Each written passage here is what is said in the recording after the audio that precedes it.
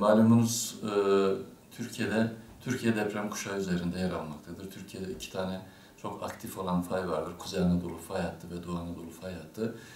Zaman zaman bu fay hatları üzerinde depremler meydana gelmekte ve son yaşadığımız deprem felaketi de Maraş, Pazarcık merkezli sabah 04.17'de meydana gelen birinci deprem 7.7 şiddetinde. Hemen ikinci depremde yine yaklaşık 9 saat sonra Elbistan merkezi 7.6 şiddetinde bir deprem meydana geldi ve bu depremler birincisi Ölüdeniz merkezli, ikincisi de Doğu Anadolu fay hattı merkezli iki deprem. Asrın felaketi, çünkü böyle iki deprem peş peşe son 100 yılda, son 120 yılda hiç görülmemiş bir deprem. İkinci deprem, birinci deprem, ikinci deprem birbirini tetikledi ve bu da tabii ki can ve mal kayıplarının çok büyük olmasına yol açtı. En büyük deprem 1939 Erzincan'da meydana gelmişti. Erzincan depremiyle o zaman da yaklaşık olarak 40 bin kişi hayatını kaybetmişti. Daha sonra 1999 Marmara depremi işte büyük çaplı meydana geldi. Ondan sonra da işte Van depremi, Elazığ depremi, Malatya depremi gibi depremler meydana geldi. Bu fay hatlarının işte aktif olduğunun bir göstergesi zaten. Ama bu boyutta, bu çapta, bu alanda böyle bir deprem dünya çapında ilk kez son 100 yılda meydana geldi desek doğru söylemiş oluruz. Çünkü gerçekten etki alanı oldukça çok büyüktü. Depremin etkili olduğu alana baktığımız zaman yaklaşık olarak 108.812 kilometre karelik bir alanda meydana geldi. Bu ne demektir? Bu birçok ülkenin alanından çok daha büyüktür. İşte Bulgaristan'ın, Azerbaycan'ın, Gürcistan'ın, Güney Kore'nin, Danimarka'nın, Hollanda'nın gibi birçok ülkenin alanından çok daha büyük. Yine deprem bölgesi toplam nüfusu yaklaşık olarak 13.500.000 kişinin yaşadığı bir yer.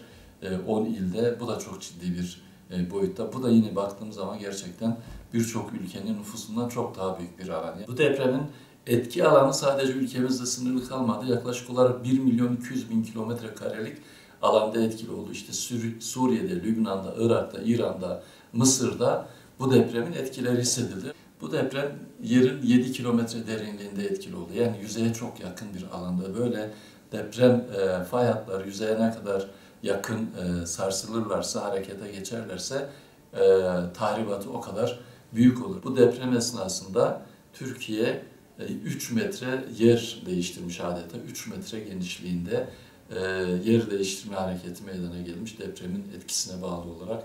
Bu da yine dünyada ender görülen deprem sonuçlarından bir tanesidir. Türkiye'de 6 Şubat'ta meydana gelen bu depremlerde açığa çıkan enerji maalesef 500 atom bombası eş değerinde enerjinin açığa çıktığını söyleyebiliriz. Maraş depremi için dünyanın en büyük, karada meydana gelmiş en büyük depremi olarak nitelendirilmektedir. Gerçekten bu doğru bir tespittir. Çünkü bugüne kadar karada meydana gelen depremler bu kadar geniş alanda, bu kadar yoğun nüfusun yaşadığı bir alanda bu şekilde birbirini tetikleyen iki deprem peş peşe geldi. Kayıtlarda çok nadir olarak görülüyor. Bu depremlerden sonra da Türkiye'de gerçekten biz bir deprem bölgesiyiz, deprem ülkesiyiz, depremle yaşamayı öğrenmemiz gerekiyor. Buna göre de eksikliklerimizi çok acil bir şekilde giderip yeni önlemler almamız ve uygulamada bunları ciddi bir şekilde hep beraber uygulamamız gerekiyor. Türkiye'de aktif olan iki tane fay vardır. Özellikle büyük fay, işte Doğu Anadolu fay hattı, Kuzey Anadolu fay hattı ve bu fay hatları üzerinde de önemli ölçüde bu meydana gelen bu depremler fay hattını rahatlattı. Uzun süreli deprem beklenmiyor. Şu anda gündemde olan ama çok üzülerek ifade ediyoruz. İstanbul depremi. İşte uzun zamandan beri İstanbul'da bir depremin olacağına dair bilim insanları sürekli olarak bu konuda tahşilat yapıyor. İşte son 30 yılda olacağına dair. Bu son 30 yılın sonuna doğru gelmiş oluyoruz.